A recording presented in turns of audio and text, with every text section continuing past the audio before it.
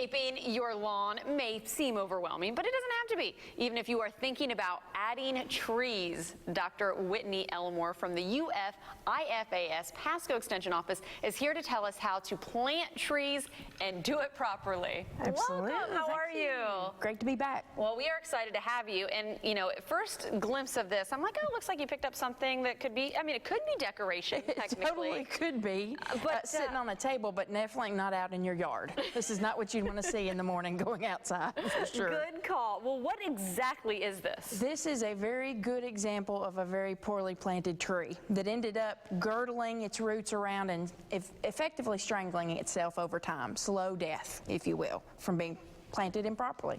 I didn't even know this was a thing. Absolutely, and there's lots of ways, unfortunately, to plant trees incorrectly, which can lead to a slow death over time, lots of money, lots of heartache, and even some structural issues. I mean, it can become a danger if these start to lean and go down in a wind or something like that just because they've been improperly planted. Okay, well, let's back up for a second.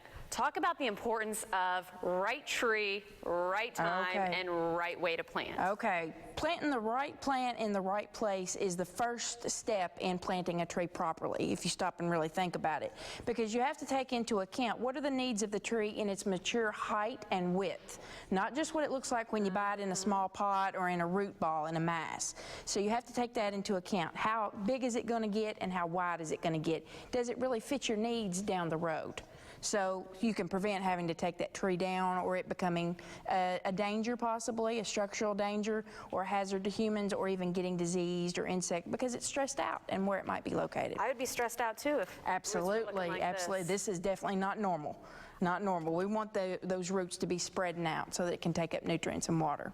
Okay, so talking about the right place to plant, how do you know how deep to plant? Okay, general rule of thumb. What we always like to say in our office when we teach is plant them high, they won't die. Plant them low, they won't grow. Okay, that's great. That needs to be on a business card. Say that again. Absolutely. Plant them high, they won't die. Plant them low, they won't grow. And I can't take credit for that. That comes from a long line of extension agents in the past, but at least 10% of the root ball needs to be above the surface of the surrounding landscape. Really? Look for that uppermost root on the tree itself and make sure it's above ground. Roots need air. Moisture in the ground and air in the ground is one of the most important components in trying to get a tree established and taken well care of.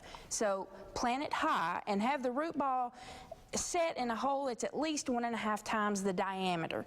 And if you start out with a tree where you see some circling roots, like in the pot where you've grown it, cut those away. Oh, okay. Cut them away because they'll continue that trajectory in the wrong direction over time. So cut those away, get rid of any of those circling broken roots or roots that are crisscrossing each other. Remove those right from the get-go. And it will not hurt the tree? It will not hurt the tree, absolutely not. It'll actually stimulate some of that root growth, new roots to spread out, taking up nutrients and water. Okay, I'm just, again, I thought like if you have roots, you need to have them under the ground. I mean, I'm still kind of back to that point. And the great majority would be underground, but definitely. I wouldn't know any needed to be above ground. Definitely, and that's just that general rule of thumb. And also, when you're mulching, this is another big issue that we see, the volcano mulching, where we like to run the mulch 6 or 7 inches deep up along the tree trunk. That promotes rot and insects. It keeps the moisture up around the trunk. We need the moisture over the roots. So 2 to 3 inch layer deep of mulch and keep it a good foot back off of the start of the root ball from right around the base of the tree. So don't mulch right up to the base of the tree. Really? About a foot back. And even for citrus trees, they don't even need mulch. They don't like it. Mulch is great at suppressing weeds and locking up moisture, but we don't want it right up against this tree. Okay, and I was going to say, normally that's what you see because you're thinking aesthetically, that's what people want. Absolutely, that's what people want, but it's not what trees need. Not what trees want. Wow, great tips. And I think we're going to actually make this more of a regular segment because the education you bring is very valuable. I'd love to come back. Thank you. We really appreciate it.